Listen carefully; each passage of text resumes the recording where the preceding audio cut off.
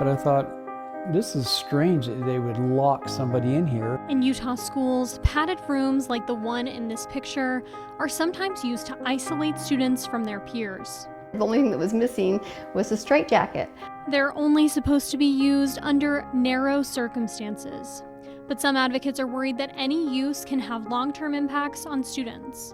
These are really traumatic experiences. And what we know about trauma is that trauma can be forever. I'm Fox 13 investigative reporter Taylor Stevens. I'll explain how and how often seclusion rooms are being used in Utah classrooms and why they pose some civil rights concerns. What goes next to Arizona? New Mexico. Yeah. Stephanie Merrill has been fiercely protective of her 8-year-old son Austin and his brother Braden. North and south. Since the day she and her husband brought the twins home from the hospital as foster placements. For rock and roll music. Yeah. The couple later adopted the boys, who were exposed to drugs and alcohol in the womb and have since been diagnosed with autism. There we go. Can you read this word right here? Tennessee. Kids were traumatized before they were born. You're doing awesome, buddy. Over the last few weeks, Merill has been trying to keep her sons from being traumatized again, after she discovered the use of seclusionary timeout rooms in Utah schools while on a tour of Elk Meadows Elementary in South Jordan. So these boxes are about the size of a porta potty. They're silver, metal gray. They're padded inside. My very first thought was solitary confinement. They stand there and they hold the latch shut, and that's what the little window is for, is so that they can watch the child. Merill says she was horrified to picture her son Austin being put in one of these rooms, and thinks the tactic would be frowned upon if she tried it at home.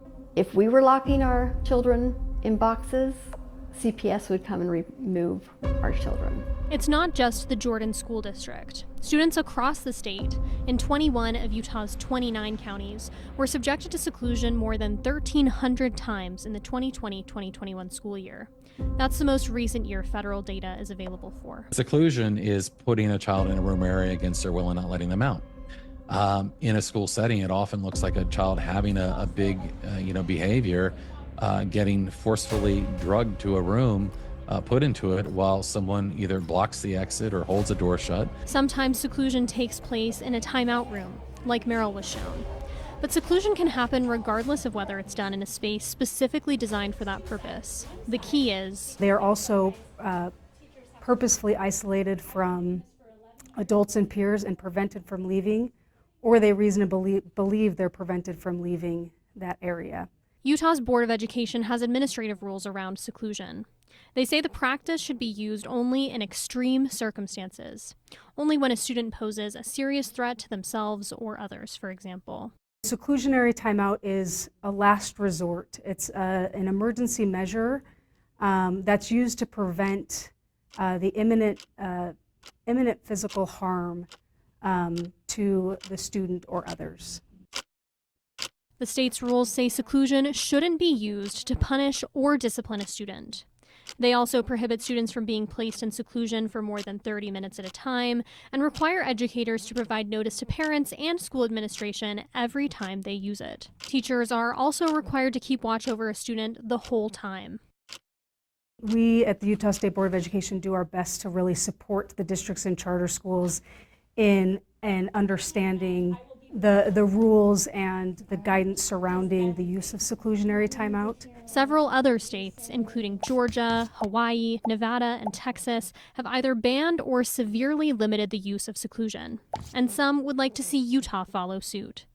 Their primary concern is the potential for lifelong trauma for these children. Kids go in those rooms and they're in a fight or flight panic mode. They bang, they scream, they might yell for a loved one.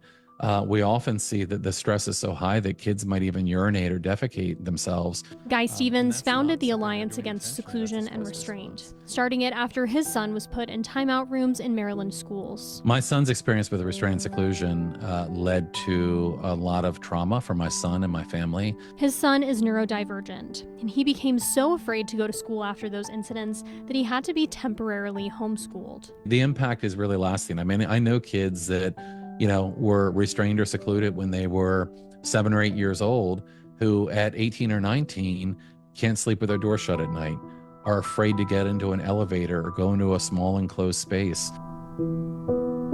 The majority of instances of seclusion in both Utah and across the country involve students with disabilities like Stephen's son and Merrill's twins. In Utah, it's about 8 in 10.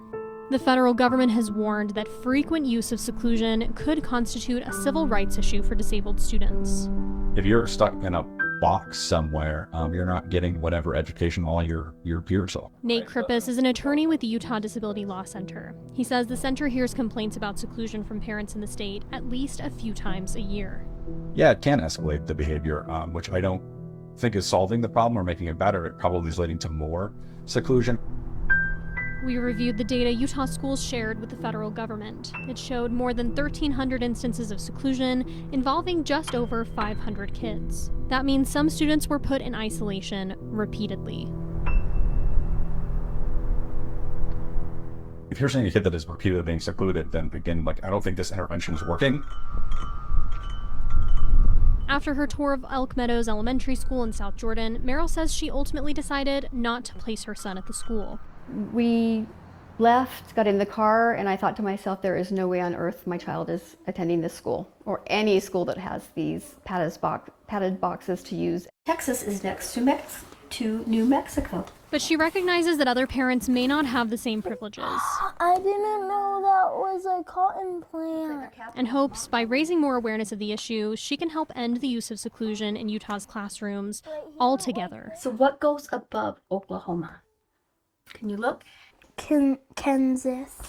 Kansas? Yeah. We want to have public outcry and outrage that these boxes are being used. We really want these boxes taken out of the school. Right here, like this. There we go. The Jordan School District, where Merill first learned about seclusionary timeout rooms, said they are used very rarely, quote, only in extreme cases for brief amounts of time for the safety of students and staff, and always by highly trained staff. Tomorrow on Fox 13 News at 9, we'll tell you about a Utah student who spent 14 hours being secluded and restrained in a Utah school, and why the use of seclusion may be more common than we know. Reporting in West Jordan, Taylor Stevens, Fox 13 News, Utah.